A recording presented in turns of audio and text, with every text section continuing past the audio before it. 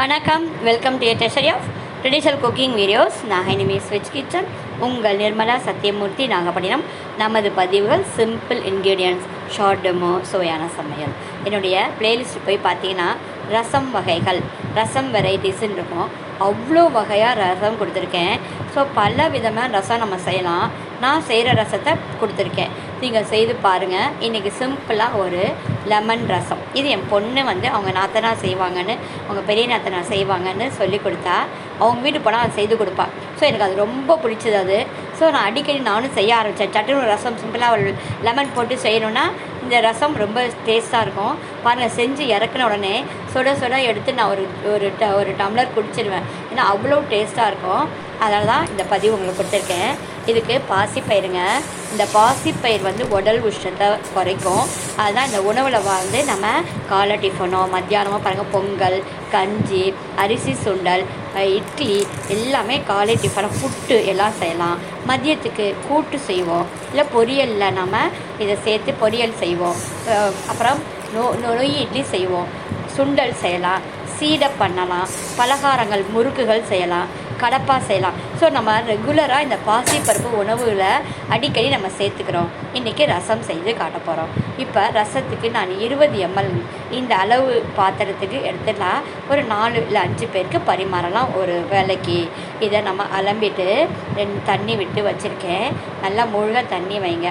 இந்த பாசிப்பருப்பு ஊறணும்னு அவசியம் கிடையாது. சமயத்தில் உங்கள் வீட்டு பாசிப்பருப்பு ஊறணுன்னா மட்டும் ஊற வைங்க. இப்போ மஞ்சள் தூள், இது நான் வீட்டிலே செய்கிற மஞ்சள் தூளுங்க. அதுவும் நம்ம ஹோம்லியாக செய்துக்கலாம். இதுக்கு 2 பச்சை மிளகா. இது காரம் இல்லாத பார்த்தா 2 சேர்த்துருக்கேன். காரமான பச்சை மிளகானா 1 போதும். ஒரு முழு தக்காளி பழம், பெரிய தக்காளி பழமாக எடுத்திருக்கேன். ஏன்னா சின்னதாக 2 எடுத்துக்கோங்க. ஒரு சின்ன ஸ்பூனு சீரகம் சேர்த்துக்கோங்க.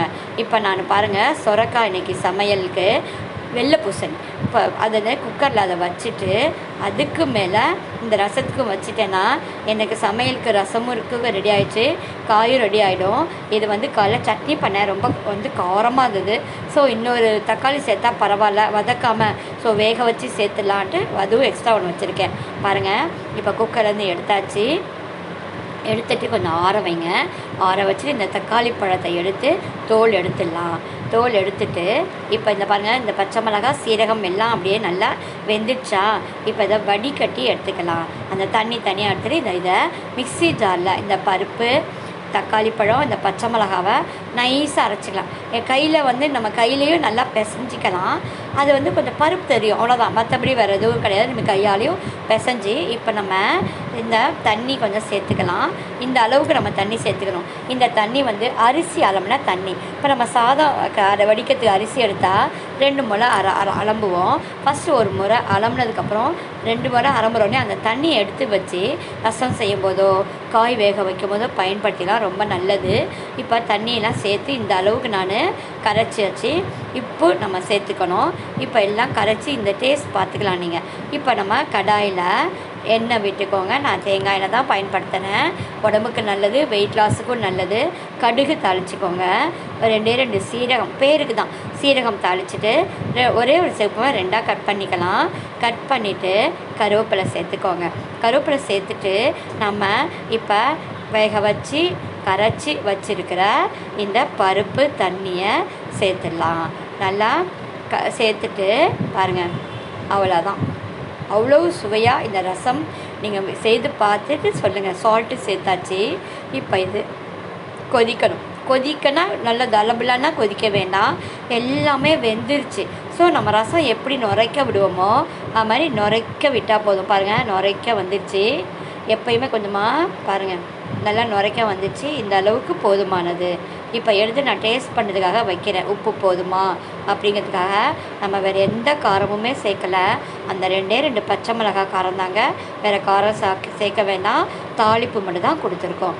இப்போ நமக்கு ஒரு பாதி முடி லெமனை பிழிஞ்சிங்க, ஜூஸு ஆஃப் பண்ணிவிட்டு இதை பழத்தையும் தோலையும் அப்படியே போட்டுற வேண்டியதான். இப்போ கொத்தமல்லி தலை சேர்த்து ஆஃப் பண்ணிடலாம். பண்ணிவிட்டு பாருங்கள், சூப்பராக ஒரு ரசம்.